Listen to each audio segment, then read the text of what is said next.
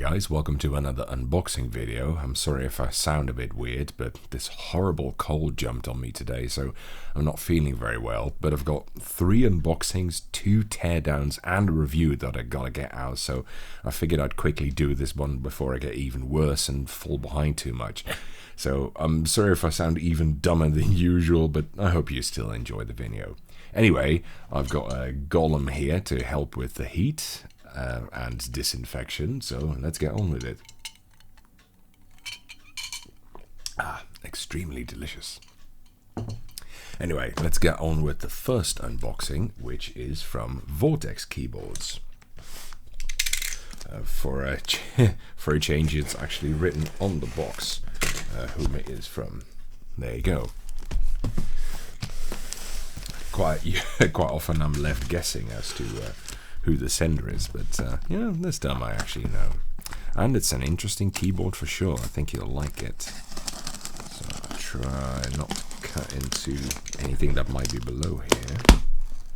There you go. Oh, it's so hot in here.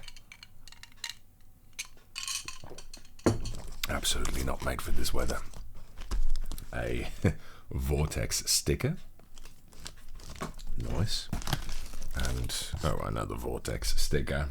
This one actually says Vortex. And here we... Well, surprisingly quickly I actually get to the keyboard. It doesn't take very long at all. Right, let me get rid of that real quick. There you go. The sleeve here. And you can see that. Let's push that out.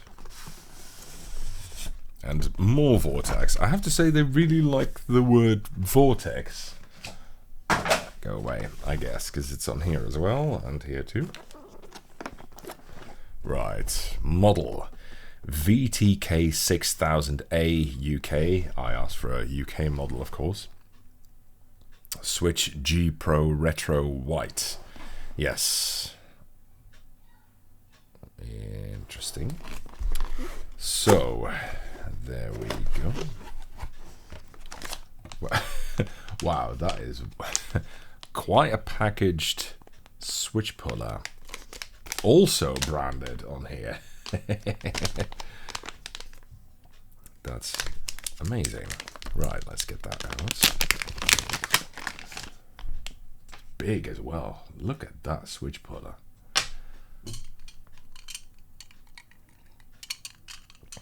Absolutely need additional fuel. I mean, this has got citrus juice in it and alcohol, so it's absolutely the best possible thing you could possibly take against the cold, right? Okay, USB-C cable, which looks very vintage in a way, and that should, well, might give you a clue as to what this is about, because here we have the keyboard. Ta-da! Nice, isn't it? Now, I'm curious how many of you will recognize what this is based off of. I've got the original keyboard that this is based on as well. I think I even reviewed it twice already. This is based off of the Apple M0110, which is the keyboard for the original Macintosh. It's quite clearly a vintage-inspired design. The colors of the case and the keycaps, I think, is a little bit different from what it was originally, but it's a nice color. I really like it. Oh, there you go. On the back it says Vortex again and M0110. So I think they use the same model name. Well, technically as a VTK 6000A, that's what they call it, but it also says M0110 on it. It's a difficult model number somehow. Let's see. I, G, and B on a switch here. I'm gonna guess. What the hell is that? About Bluetooth and anyway, whatever. Battery compartments at the back here. Looks like it takes AA batteries, 2 of them. I'm going to see if it does it without it.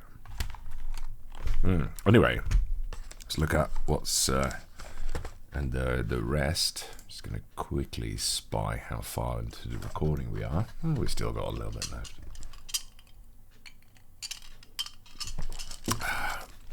So, we also have a keycap puller, surprisingly not branded Vortex, and this, which I think these must be dampeners of some sort, spare dampeners. I think, oh man, I can't recall off the top of my head now, but I think this keyboard comes with foam or something in it, and also an Allen key. I'm gonna guess that's for taking the case apart. Yes, that is correct. Oh, nice, a case you can actually open. Oh, and a control key that is almost certainly, yeah, that's intended for putting it where caps lock is. I'm sure a lot of people will like that. That has, I mean, it's not for me, but a lot of people like to have control here. And a dongle, nice, always useful to have. I've got a lot of them by now, but I'm not even sure they're interchangeable between keyboards, frankly, whether you can use one dongle to connect to another keyboard.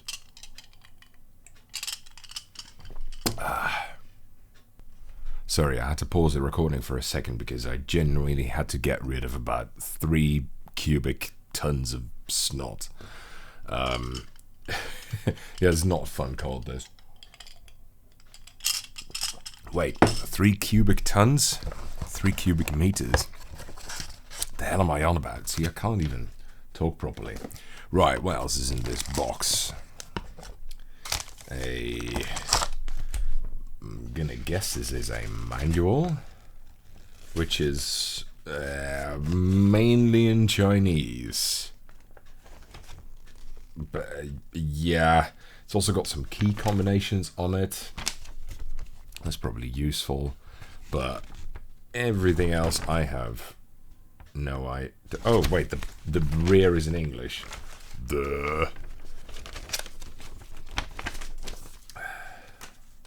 Good, nice to have. And a spare PCB, I guess. And a port connector. What's that? I forgot what that's called. What is it? Breakout board? Anyway, a spare PCB. I don't know if that's standard or whether they gave that because this is a demo model. Sometimes companies do that. They give me an extra PCB. I don't know if that's standard. Right, that's all in this box. So, man, I'm glad I did this unboxing now and not in 1 or 2 days. Yeesh. Okay, let's test this out.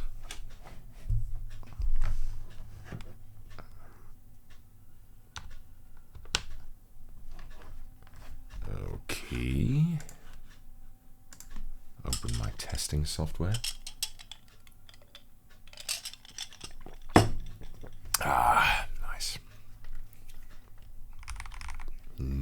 Key, no.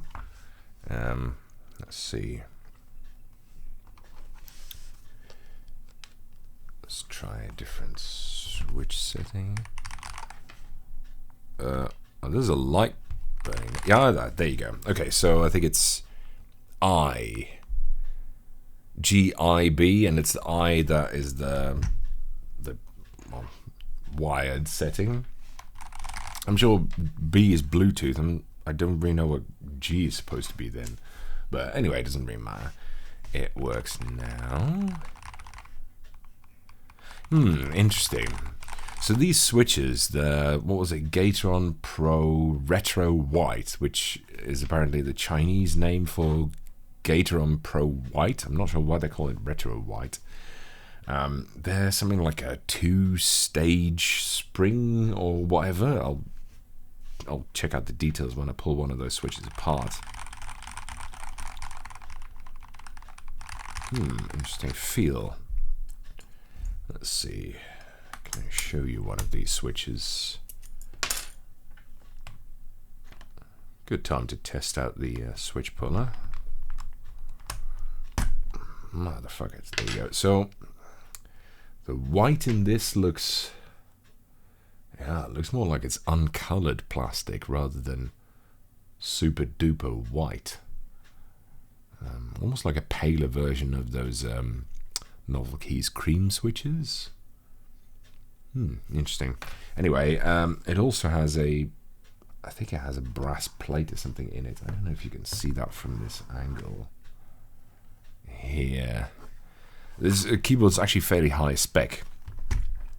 So, yeah, that's pretty cool.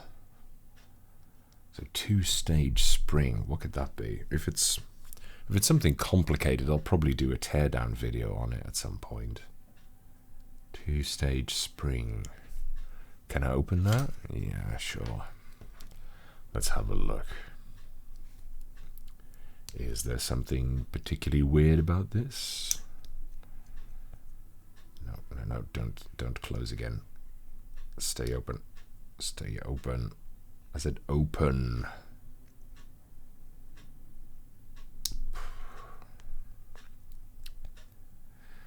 Oh God. Come on, come on. Yeah, there you go. Oh yeah, I get what I mean. Yeah. So it's got a. Is that gonna show? It's got a sort of thickness in the middle. What's it called? Yeah, basically it has a sort of stop in the middle. I'm not entirely sure what effect that has on key feel. I've seen it on some other switches, and I think off the top of my head, I think Space Invaders had this as well. I think I even knew why that was the case at some point, but man, I just can't think, I guess. It's been a long time by now. This is one of the reasons why I think these improv videos are a little bit difficult in some way, because I don't really get the chance to, get to my reference material to look something up. But hey, as long as you guys enjoy it, get that in. Nice.